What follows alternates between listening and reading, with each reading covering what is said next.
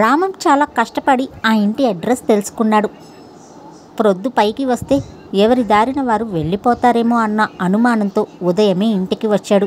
బుద్ధిమంతుడిలా పక్కపాపిట తీసుకుని తల నున్నగా దువ్వుకున్నాడు. 2 కనుబొమ్మల మధ్య పెసరబద్దంత తిలకం బొట్టు పెట్టుకున్నాడు. ఈ మధ్య పెళ్ళైన తర్వాత రవంత ఒళ్ళు చేశాడు. బొగ్గలు పొంగినాయి. ఇస్త్రీ మడత విప్పిన ప్యాంటు స్లాకు నలగకుండా నడుస్తున్నాడు. ఎదురు జోబులో పెన్ లీకై ఇంకు మరకలు అయ్యే అవకాశం లేకుండా రీఫిల్ కలం పెట్టుకున్నాడు. రోజువారీ చాకలి పద్దు, కూరగాయలు పద్దు రాసుకునే పుస్తకాలు కూడా అమర్చుకున్నాడు. ప్యాంట్ జోబిలో తల చెరిగిపోతే సవరించుకునేందుకు ఒక చిన్న సైజు దువ్వెన, బట్టలకు మట్టి అయితే విదిల్చుకునేందుకు జేబులు మాల పెట్టుకున్నాడు. చేతిలో పిఎన్టీ వారు ప్రచురించిన డైరీ ఒకటి ఉంది. దానిమీద లెటర్ కవర్ అమర్చాడు. ఎప్పుడైనా తడిసిన అక్షరాలు చెదిరిపోకుండా. అలా చాలా పద్ధతితో రాముడు మంచి బాలుడు అన్నట్లుగా ముఖం పెట్టుకుని వచ్చాడు రామం. చెప్పులు వాకిలి వెలుపలే వదిలి లోపలికి వచ్చాడు. హోటల్లో కూర్చుని ఉన్న దమయంతిని వదినా అంటూ నిండుగా నవ్వుతూ పలకరించాడు. ఆమె చూపిన కుర్చీలో పొందికగా కూర్చుని కాసేపు ఏవో సంగతులు చెప్పాడు. ఆ తర్వాత మయూరి ఎక్కడా అని అడిగాడు. లోపల గదిలో చదువుకుంటుంది మయూరి. చదువుకు భంగం కలిగించనులే, ఒక్క మాట మాత్రం చెప్పి వెళ్తాను వదినా అంటూ లోపలికి వెళ్ళాడు. మయూరి అని పిలిచాడు ఆత్మీయంగా. మయూరి తలెత్తి చూసింది. నిర్మలంగా నవ్వాడు రామం. బాగా చదువుకుంటున్నావా అని అడిగాడు. ఆమెకు ఆంతర్యం లోపల కల్లోల సాగరమైంది. ఆనాడు ఇలాగే కనిపించాడు. తాను అవహేళనగా మాట్లాడి పంపించేసింది. బావను అలా చేసినందుకే కాబోలు కన్నెపిల్లలకు అన్నింటికన్నా విలువైంది ఏదో, దాన్నే కోల్పోవలసి వచ్చింది తాను. మళ్ళీ ఇవాళ ఇలా. ఆ రోజు పెళ్ళికి రమ్మని ఇద్దరికి మరీ చెప్పి వెళ్ళాను. ఒక్కరూ రాలేదు. అత్త వచ్చింది కానీ చాలా ముభావంగానే తిరిగి వెళ్ళిపోయింది అంటూ ప్రస్తావించాడు రామం. మయూరి లోపల బాధపడుతూ పైకి మాత్రం నిర్లిప్తంగా ఊకొట్టింది. ఎక్కువ మాట్లాడలేదు. రామం మనసులో మాటల్లో అవన్నీ గుర్తుపెట్టుకుని బాధపడుతున్న జాడలేవి కనిపించలేదు. అతని అలవాట్లలాగానే ఆలోచనలు ఉన్నాయి. అవి కూడా చాలా పొందికగా కనిపించాయి. అందని వాటి కోసం అరులు చాచే మనిషి కాదతను. అంది వచ్చిన జీవితాన్ని భద్రంగా కాపాడుకునే సగటు మనిషి. జీవితంలో ఏవో గొప్ప పనులు సాధించలేకపోయినా ఉన్నదాన్ని పోగొట్టుకోడు. ఎట్టి పరిస్థితుల్లోనూ నిర్మలమైన నవ్వు తన ముఖానికి, ప్రశాంతమైన మనస్థితిని తన అంతర్యానికి దూరం కానీయడు. రాకపోతే రాకపోయావులే మయూరి, నువ్వు గొప్పదానివైతే నేను సంతోషిస్తాను. ఈ మధ్య అక్కడక్కడ నాట్య ప్రదర్శనలు ఇచ్చావట కదా. నగరంలోని పెద్దలు కొందరు అనుకుంటూ ఉంటే విని సంతోషించాను. మా డిపార్ట్మెంట్లో పెద్ద ఆఫీసర్స్ కూడా నీ గురించి తెలుసు. వారు చెప్పుకుంటూ ఉండగా కూడా విన్నాను. మయూరి మా మేనత్త కూతురే అని చెప్పాను. వాళ్ళు నన్ను కూడా అభినందించారు. నువ్వింకా గొప్పదానివి కావాలి మయూరి, నాకు అదే సంతోషం. ఇంతకు చెప్పవచ్చిన సంగతే మర్చిపోయాను సుమా. మీ సోదరి అంటే నా భార్య అన్నమాట. ప్రసవించింది. తల్లి బిడ్డ సుఖంగా ఉన్నారు. బారసాల ఎల్లుండే. వదిన నువ్వు తప్పక రావాలి. ఈసారైనా మర్చిపోకుండా రండి. నువ్వు ఎంత గొప్ప పేరు తెచ్చుకున్నా మన బంధుత్వాన్ని మర్చిపోకూడదు. మీ అమ్మ మా మేనత్త వస్తూ పోతూ రాకలు ఉంటేనే బంధుత్వాలు నిలుస్తాయి. నన్ను చిన్న చూపు చూసావు కానీ బంధుత్వాన్ని మాత్రం మర్చిపోకండి అంటూ రూపెత్తిన మంచితనంలా చెప్పుకుపోయాడు రామం. మయూరి గుండెలు ప్రళయమయ్యాయి. ఇంత మంచి వ్యక్తినా నేను దూరం చేసుకున్నాను అని ఆమె ఆంతర్యం ఘోషించింది. శరీరమంతా చిరు చెమటలు కమ్మాయి. అతడి ఆత్మీయతను, పొందికను తలుచుకుంటూ ఉంటే మనసంతా తగలబడి భస్మరాశిలా అయిపోయిందామెకు. పైకి మాత్రం అదేంటి బావా అలా అంటావు? పెళ్లి కంటే వచ్చేందుకు ఏవో అడ్డంకులు వచ్చాయి. అందునుంచి రాలేకపోయాం. కానీ రావాలని లేక కాదు. ఈసారి తప్పక వస్తాలే బావా అందామె. బావా అనే మాటను నోటికి నిండుగా పలుకుతూ. మయూరి నోటి నుంచి ఎప్పుడో చిన్నతనంలో అంతటి ఆత్మీయమైన పిలుపు విన్నాడు రామం. మళ్ళీ ఇప్పుడు విన్నాడు. అందునుంచి పులకించిపోయినాడు. మంచిది మయూరి, అత్త ఎలానూ దూరాన ఉంది. కనీసం మీరైనా వచ్చిపోతూ ఉండండి అంటూ తిరిగిపోయేందుకు బయలుదేరాడు. ఉండు బావా అంటూ లేచి వెళ్ళింది మయూరి. వంటగదిలోకి వెళ్ళి తన చేతులతో స్వయంగా కాఫీ కలిపి తీసుకుని వచ్చి ఇచ్చింది. రామం వద్దనకుండా తీసుకుని కాఫీ తాగాడు. వెళ్ళొస్తా వదినా అని దమయంతికి కూడా చెప్పి వాకిలి దగ్గర చెప్పులు మర్చిపోకుండా తొడుక్కుని వెళ్ళిపోయాడు. అక్కడున్నప్పుడు ఒకప్పటి స్మృతులతో కొంత విషాదంగా, కొంత ఆనందంగా కనిపించిన ఆ ఇల్లు ఇప్పుడు నిశ్శబ్దమై శ్మశానంలా అనిపించింది మయూరికి. ఇంకా ఇంటిలో ఉండాలనిపించలేదు. వెంటనే బయలుదేరి అన్నమైన తినకుండా స్నేహితురాలి ఇంటికి వెళ్ళిందామె. కాలేజ్కి వెళ్లేందుకు మరికొంత సమయం ఉంది. అందునుంచి ఆమెలో ఏవో కబుర్లలోకి దిగిపోయి మనసులోని బాధను కొంత మర్చిపోగలిగిందామె. రామం బావగారి ఇంటికి బారసాలకు వెళ్ళి రావాలి. అతని భార్య ఎలా ఉంటుందో చూడాలి. రామం ఆమెతో ఎలా ప్రవర్తిస్తాడో, ప్రేమగా చూస్తాడో లేదో ఇవన్నీ తెలుసుకోవాలని అనిపించిందామెకి. కానీ వెళ్ళాలంటే అక్క ఏమంటుందో అన్న సందేహం మాత్రం తీరలేదామెకు. అవసన్ని అయ్యేంత వరకు అలా మనసు పీకుతూనే ఉంది. కాలేజ్ విడిచిపెట్టిన వెంటనే ఇంటికి వెళ్ళబుద్దవలేదు. పార్క్ వైపుగా నడిచింది. అటువంటి అవకాశం కోసమే ఎదురు చూస్తూ ఒక నీడ తనను అనుసరించి తిరుగుతోందని తెలియదామెకి. మయూరి నిశ్చింతగా ఓ చెట్టు కింద బెంచ్ మీద కూర్చుని ఆలోచనల మధ్య తల్లీనురాలైపోయింది. ఇటువంటి అవకాశం కోసమే చూస్తున్న ఆ నీడ కూడా వచ్చి ఆ బెంచ్ మీద మరో చివర కూర్చుంది. కానీ మయూరి ఆ వంక ఇంకా చూడలేదామె. ఆ నీడ జరిగి జరిగి మరింత దగ్గరగా అవుతుంది. గంపరాకాశలా సైరన్ కూసే కూత వినిపిస్తోంది. మయూరి అని పిలిచింది నీడ. ఉలికిపడి చూసింది. ఎదురు శకుంతల భర్త మాజీ లెక్చరర్. వయోముఖ విషకుంభం, గోముఖ వ్యాఘ్రం. తన బ్రతుకు సర్వస్వాన్ని హరించి వేసిన నీచుడు జీవితంలో మరొకసారి ఎవరి ముఖమైతే మళ్ళీ చూడకూడదని అసహించుకుందో అతడే ఇతడు. అదే పాపిష్టి ముఖం. వెకిలిగా నవ్వాడు. వెంటనే అసహ్యంగా ముఖం పక్కకు తిప్పుకుంది మయూరి. ఇంతలోనే నన్ను మర్చిపోయావా అని అడిగాడతడు. కంఠస్వరంలో నదురు బెదురు కనిపించలేదు. అభిమానం, ఆత్మగౌరవం లాంటివి పూర్తిగా మర్చిపోయిన వ్యక్తిలా అనిపించాడు. ఆనాడు పోలీస్ రిపోర్ట్ ఇచ్చి నిన్ను కటకటాల వెనుకకు పంపించి ఉంటే నీ గురించి మర్చిపోగలిగేదాన్ని. కానీ అలా చేయకుండా అక్క అడ్డుపడింది. అందునుంచి నీ ముఖం నాకు మళ్ళీ చూపించగలుగుతున్నావు. మానాభిమానాలేమి పూర్తిగా మర్చిపోయినట్లున్నావు అంటూ అక్కడి నుంచి వెళ్ళిపోయేందుకు విసిరిగా లేచి నిలబడింది మయూరి. ఈ మాటలకు అతనంటే తనకు ఎంత అసహ్యమో తెలిసిపోయిందని, అది అర్థమయ్యాక మౌనంగా ఊరుకుంటాడని అనుకుందామే. కానీ అలా ఏమీ జరగలేదు. అతను మిక్కిలి వికటంగా నవ్వాడు. డియర్ మయూరి, నా గురించి నీవు మర్చిపోయినా ఆనాడు నీ వల్ల అందివచ్చిన ఆ బంధాన్ని నేను మాత్రం ఎప్పటికీ మర్చిపోలేను. ఆనాడు నీవు నాకిచ్చిన ఆనందానికి ప్రతిఫలం అందించాలని నేను వచ్చాను, తెలిసిందా అన్నాడు. ఆమెకు శరీరం అంతా భూమిలోకి దిగిపోతున్నట్లుగా అయింది. వెంటనే అతనికి దూరంగా వెళ్ళిపోవాలని ఉద్యమించిందామె. కానీ అతడు అడ్డుకున్నాడు. వెళ్ళొచ్చులే, ఒక్క మాట చెప్పాలని వచ్చాను, అది విని వెళ్ళు. నీవు ఈ మధ్య నాట్య ప్రదర్శనలు ఇస్తున్నావు. పెద్ద పెద్ద ఇళ్లలో ప్రదర్శనలు ఇచ్చినా వారు మీకు ముట్టజెప్పగలిగింది చాలా స్వల్పం. అదే నేను చెప్పిన చోటుకురా. నీ నాట్య ప్రదర్శన ఇచ్చావంటే నీకు చాలా పెద్ద మొత్తంలో డబ్బు సంపాదన చేసే అవకాశం వస్తుంది. నీవు ఇళ్లకు వెళ్ళి ప్రదర్శనలు ఇచ్చే సో కాల్డ్ పెద్ద మనుషులంతా నీ చుట్టూ తిరుగుతారు. మళ్ళీ కలుస్తాను, ఆలోచించుక అని చెప్పి వెళ్ళిపోయాడతడు. ఆమె చెప్పే సమాధానం వినలేదు. ఎందుకంటే ఆమె నోరు విప్పితే ఎటువంటి మాటలు మాట్లాడుతుందో అతను ఊహించగలడు.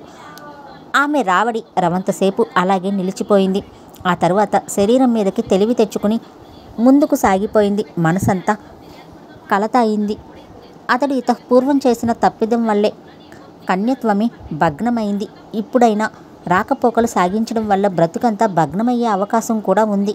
అందునుంచి అతడు తన ఛాయలు చూడకుండా చేసుకోవాలి. పూర్తిగా చెడి వ్యక్తిత్వాన్ని కోల్పోయిన మనిషి భయం కలిగిస్తే తప్ప మంచితనానికి లొంగడు. అతన్ని బెదిరించి ఉపాయాల కోసం వెతుకులాట ప్రారంభించిందామె. తనకు అందుబాటులో ఉన్న ఆధారం ఒక్క నరేష్ మాత్రమే. కానీ అతడికి విషయం చెప్పాలంటే సంశయం కలుగుతోంది. ఎలా చెప్పాలి? అందరూ మర్చిపోవాలని ప్రయత్నిస్తున్న అపశృతి తిరిగి జ్ఞాపకం చేసుకోవాలంటే రవంత బాధాకరంగానే ఉంది. ఇలా జరిగిందని అక్కతో చెప్పాలన్నా ఆమెకు మనస్కరించలేదు.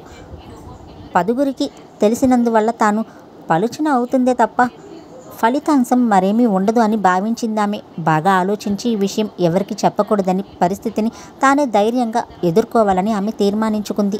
అన్నట్లుగానే 2 రోజులు పోయాక మళ్ళీ వచ్చి అతను కలిశాడు. ఏమని నిర్ణయించుకున్నావు అని అడిగాడు. అతడి ధైర్యం చూసి ఆశ్చర్యపు పడింది మయూరి. ఈ ప్రపంచంలో తప్పులు చేయగలిగిన వారికి అడ్డేమీ ఉండదు అనుకుంది. అతడు శకుంతల ఆత్మహత్యకు కారకుడయ్యాడు. తన జీవితాన్ని నాశనం చేశాడు. తనంతట తాను ఉద్యోగం నుంచి దూరమయ్యాడు. ఇన్ని విధాల భ్రష్టుడైన తిరిగి తనను బెదిరించే స్థితిలో తిరిగి వచ్చాడు. అంటే తప్పించుకోగలిగిన వాడు తప్పులు చేసినా ఈ సమాజం వారి గురించి పట్టించుకోదు. కేవలం పిరికి పందల్ని, బలహీనుల్ని మాత్రమే అది వేలెత్తి చూపుతుంది. నీ ముఖం చూడాలంటేనే నాకు అసహ్యం. మళ్ళీ నీవు కనిపిస్తే ఏం చెయ్యాలని నిర్ణయించుకుంటాను, నీవు ఊహించలేవా అన్నదామె. అతడు వికటంగా నవ్వాడు. పిచ్చిదానా, నేనెంతగా నీ గురించి ఆలోచించను నీకు తెలీదు. నీవు పోలీసుల్ని వెంట పెట్టుకురావచ్చు, స్నేహితుల మద్దతు సంపాదించుకుని రావచ్చు, ఇంకెప్పుడు నా ముఖం నీకు చూపించరాదన్న నియమం విధించవచ్చు. నీవు ఏం చేసినా దాన్ని ఎదుర్కొనేందుకు నేను సంసిద్ధుని అయ్యే ఉన్నాను. నీవు బంగారు పిచ్చుకవు, నీకోసం ఉచ్చు బిగించాను. నీవు ఈ వరకే ఒకేసారి నా ఉచ్చులో పడ్డావు, ఇప్పుడు కూడా పడి తీరుతావు. తప్పించుకోవాలని గింజుకున్నావు, ఉచ్చులు మరింతగా బిగుసుకుంటాయి అని అన్నాడతను. మయూరికి గుండె దిట్టవు పూర్తిగా జారిపోయింది. తన చుట్టూ భయంకరమైన ఓ పెద్ద మేఘం ఆవరించి ఉన్నట్లుగా అనిపించసాగింది. దీనిలో నుంచి బయటపడాలంటే సిగ్గుని, అభిమానాన్ని పక్కన ఉంచి జరుగుతున్న సంగతి అంతా అక్కకో నరేష్కో చెప్పాలి. వీరైనా ఒకసారి అడ్డుకుంటారు. జీవితాంతం వెన్నంట వచ్చే దురదృష్టాన్ని ఎవరు తప్పించగలరు? అందునుంచి తనంతా తాను రాగానే ఈ ఉచ్చు నుంచి బయటపడాలి. పైవారికి చెప్తే పలుచన కావటం తప్పించి ఫలితమేమీ ఉండదు. తెగించి ఏదో ఒక నిర్ణయం తీసుకోవడం తప్పించి మరొక దారి ఆమెకు కనిపించలేదు. చావైనా బ్రతికైనా ఒంటరిగానే తేల్చుకోవాలని ఒక నిర్ణయానికి వచ్చింది. ఆమె మొండి పట్టుదలతో కాక ఆలోచనలో పడిందన్న విషయాన్ని గ్రహించాడు లెక్చరర్. కావలసినంత సమయం ఇచ్చి మౌనంగా కూర్చున్నాడు. మయూరి మనసు ఊగిసలాటలోంచి బయటపడింది. నీవు శకుంతల చావుకు కారకుడువయ్యావు. అయినా ఆమెకు నీవే తలకొరువి పెట్టాలని తీర్మానించింది లోకం. నా బ్రతుకు నాశనం చేశావు. అయినా తల ఎత్తుకు బ్రతకనిస్తోంది లోకం. చేసిన తప్పులకు భగవంతుడు శిక్ష విధిస్తాడని ఎదురు చూడడం అనవసరమని నీ జీవిత కథ చెప్తోంది. సమాజంలో ఎవరు తమకు నష్టం వాటిల్లనంత వరకు ఎదుటివారి తప్పుల గురించి పట్టించుకోరు. ఇంకా చట్టం అనేది దొరికిన దొంగల్ని మాత్రమే శిక్షిస్తుంది, కానీ తెలివైన దొంగల్ని ఏమీ చెయ్యలేకపోతుంది. ఈ సృష్టిలో బలహీనమైన ప్రాణాలు నశిస్తాయి. ఎలుకను పిల్లి చంపుతుంది, లేడిని పులి చంపుతుంది. బలహీనులైన మనుషుల్ని బలవంతులైన మనుషులే పీల్చి పిప్పి చేస్తారు. అందునుంచి ఎవరో వచ్చి నన్ను రక్షిస్తారని నేను ఎదురు చూడను.